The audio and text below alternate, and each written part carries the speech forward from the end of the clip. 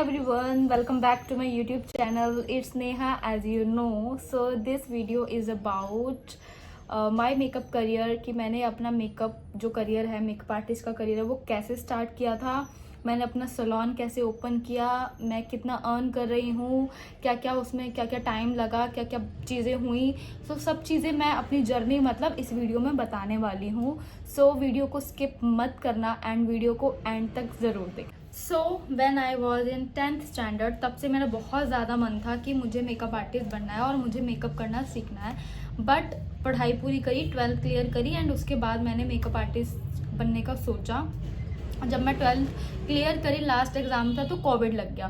Covid लगने के बाद मैंने सोचा कि चलो मैं सीख ही लेती हूँ। तो मैंने एक नेबर नहीं मतलब एक आसपास में एक सैलून था, मैंने उनसे सीखा एंड उस टाइम पे उन्होंने मुझसे 10,000 फीस मांगी और 5,000 मैं ऑलरेडी एडवांस दे चुकी थी पेरेंट्स से लेके। बट जब मैंने वहाँ सीखना स्टार्ट किया ना, तो लिटरली उन्होंने मुझे मेकअप सिखाया ही नहीं। उन्होंने मुझे beauty service like eyebrow, pedicure, facial, waxing ये सब सिखा दिया। एंड आई वॉज लाइक कि मुझे तो मेकअप ही सीखना है, मैं उनको बोलती थी। बट उन्होंने बोला नहीं, पहले आपको यही सीखना पड़ता है, यही सीखना पड़ता है। मुझे उस टाइम इतनी समझ नहीं थी, तो मैंने वो जो उन्होंने सिखाया, और उधर की ऑनर तो लिटरली कुछ सिखाती ही नहीं थी, जिससे बात हुई थी जो उसका स्टाफ था ना वो मुझे सिखाता था। बट मैंने ये ब्यूटी सर्विस सीखा एंड उसके बाद 3 महीने 4 महीने सीखने के बाद मुझे रियलाइज़ हुआ कि नहीं, मेरे पैसे तो वेस्ट हो गए, क्योंकि मुझे मेकअप सीखना था एंड ये मुझे मेकअप नहीं सिखा रहे। तो मैंने वहाँ से छोड़ दिया। उसके बाद मैंने एक जगह और ट्राई किया जहाँ का मेकअप हमने भी ट्राई कर रखा था, मेरी मम्मी ने, सबने। तो वहाँ का हमको अच्छा लगता था मेकअप, तो हमने सोचा चलो वहाँ ट्राई करते, वहाँ सीखती हूँ। तो वहाँ मैंने सीखा एंड वहाँ की जो फीस थी ना वो भी 10,000 थी, सिर्फ मेकअप की। सो मैंने वहाँ ट्राई किया, ऑलरेडी एडवांस पे मैंने कर दिया वहाँ पे। एंड वहाँ जाके मैंने मेकअप सीखना स्टार्ट किया एंड वो फ्रीलांसिंग जो करते हैं ना वो वाले मेकअप आर्टिस्ट थे। तो वहाँ से मैंने मेकअप अपना सीखा, वहाँ से मैंने अपना मेकअप सीखना स्टार्ट किया एंड उन्होंने मुझे बहुत प्यारा मेकअप सिखाया, हेयर स्टाइल बहुत अच्छे सिखाए, मेकअप अच्छे सिखाए एंड बहुत स्ट्रिक्टली सिखाया और मैं बहुत अच्छे से सीख गई। उसके बाद सीखने के बाद हुआ कि कोविड तो चल ही रहा था। तो कोविड से जैसे ही कोविड थोड़ा ख़त्म हुआ, धीरे धीरे करके ख़त्म नहीं हुआ, मतलब थोड़ा सा टाइम निकल गया। उसके बाद मैंने क्या किया, फ्रीलांसिंग स्टार्ट कर दी। तो मेरे पास जो कोई कस्टमर नहीं था, कोई ज़्यादा फ़ोन नंबर नहीं थे, तो ऐसे ही जैसे मेरी बहन की फ्रेंड उसके थ्रू स्टार्टिंग हो गई। धीरे धीरे उनको अच्छा लगने लग गया मेकअप एंड धीरे धीरे करके मैंने अपने मेकअप जर्नी स्टार्ट कर ली एज अ फ्रीलांसर। उसके बाद हुआ ऐसा, सॉरी गाइस बाहर से बहुत ज़्यादा शोर आ रहा है, जो कि आएगा क्योंकि मेन रोड पे है, तो प्लीज़ अवॉइड करना। तो उसके बाद क्या हुआ, जब मैंने मेकअप अपना फ्रीलांसिंग स्टार्ट कर दी, उसके बाद ना करवा चौथ, राखी, ये फेस्टिवल्स आने लग गए। तो मेरा बेनिफिट ये हो गया कि मुझे ब्यूटी सर्विस ऑलरेडी आ चुका था। तो सबसे ज़्यादा जो फेस्टिवल में लोग कराते थे ना वो यही लोग कराते थे, like beauty service, facial, waxing, ये सब। तो मैंने वो स्टार्ट कर दिया एंड जो मेकअप था वो मैं सीजन वाइज ही करती थी, सीजन वाइज ही हर कस्टमर मेकअप कराता भी है। तो उसके बाद धीरे धीरे बस यही चलता रहा। फिर मैंने सोचा कि मैं जॉब कर लेती हूँ एक जगह। फिर मैं एक जगह जॉब पे भी गई, उत्तम नगर साइड, मतलब हमारे घर की थोड़े आगे जाके, वहाँ पे मैंने मेकअप मतलब जॉब का ट्राई किया। बट उन्होंने मुझे बोला कि उनको मेकअप आर्टिस्ट नहीं, उनको ब्यूटिशियन की नीड है। मैं वहाँ गई, तो जब मैंने उनको इंटरव्यू दिया तो मेरे हाथ से थ्रेड गिर गया, मतलब इतनी मैं नर्वस थी कि गिर गया। एंड उन्होंने बोला कोई बात नहीं, हम आपको सिखा देंगे। 2 दिन शायद मैं गई, बट मुझे अच्छा नहीं लगा वहाँ का थोड़ा सा एनवायरनमेंट एंड मैंने वहाँ पे भी छोड़ दिया।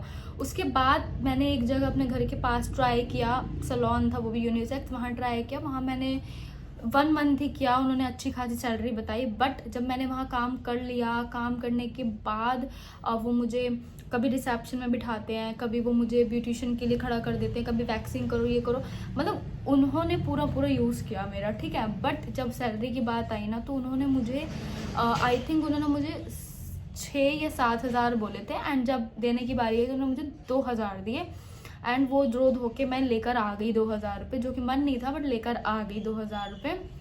एंड उसके बाद मैंने कहीं पे जॉब करने का नहीं सोचा कि मुझे जॉब नहीं करनी। इतना गंदा एक्सपीरियंस रहा ना कि मैंने जॉब को बिल्कुल भी माइंड में कभी लेके ही नहीं आई कि मैं, मतलब मुझे ऐसा था कि मैं इस काम में कभी जॉब नहीं कर सकती, क्योंकि मुझे ऐसा फील होता था कि इस काम में मतलब एज अ नौकर आपको ट्रीट करते हैं, तो इसलिए मैंने ये नहीं करा कभी भी। और जो मेरे अंदर टैलेंट था ना मेकअप आर्टिस्ट का, कभी उन्होंने मेरे हाथ में ब्रश ही नहीं दिया कि हाँ आप मेकअप करके दिखाओ या मेकअप ट्राई करो, नहीं। उसके बाद फिर से मैंने फ्रीलांसिंग स्टार्ट कर दी। घर से स्टार्ट करने के बाद बहुत अच्छा, मतलब एकदम अच्छे से हर चीज़ चल रही थी। एंड उसके बाद मेरे को एकदम से ऐसे माइंड में आया कि मेरा खुद का सैलून होना चाहिए, क्योंकि मुझे एक्सपीरियंस तो मिल ही गया बाहर का, तो मुझे एक एक्सपीरियंस और ज़्यादा चाहिए एंड मुझे अपना सैलून ओपन करना है। मैंने अपना सैलून ओपन कर लिया फैब में, ईयर तो मुझे याद नहीं है बट अभी 2 साल हो चुके हैं, तो वहाँ से ओपन कर लिया। ओपन करने के बाद जो मेरा जो काम था मेकअप का, वो मतलब एक नंबर का जिसे आप कह सकते हो। मतलब इतने क्लाइंट्स मेरे से हैप्पी होते थे ना, बहुत ज़्यादा हैप्पी होते थे। उनको शायद अच्छा लगता होगा मेकअप, या उनको बिहेवियर, ये जो भी आप कह सकते हो, उनको बहुत अच्छा लगता था। एंड मेरे पास कस्टमर्स ना बहुत अच्छे अच्छे कस्टमर्स आते थे। बट उसके बाद ऐसा हुआ कि 2 या 3 महीने कंटिन्यू काम आने के बाद काम स्टॉप हो गया। काम स्टॉप हो गया, पूरे साल काम नहीं आया। करवा चौथ भी निकल गया, राखी भी निकल गई, तीज, सारे फेस्टिवल्स निकलते गए, बट मेरे पास काम ही नहीं आया। एंड उसके बाद मेरे को लगा कि कुछ तो गड़बड़ है। तो फिर ऐसे ही थोड़ा टाइम निकलते निकलते 1-1.5 साल ऐसे ही बीत गया, बट वो काम नहीं था जो मुझे चाहिए था, या जिसकी उम्मीद हर इंसान करता है ना, वो काम ही नहीं था। बट फिर हमको रियलाइज़ हुआ, हमने इधर उधर से पूछा एंड उसके बाद पता लगा कि मेरा काम तो किसी ने बांध दिया। तो पता नहीं, शायद आपको पता होगा या नहीं पता होगा बांधना क्या होता है, मुझे भी नहीं पता था। मुझे अब पता लगा कि ऐसा कुछ भी होता है।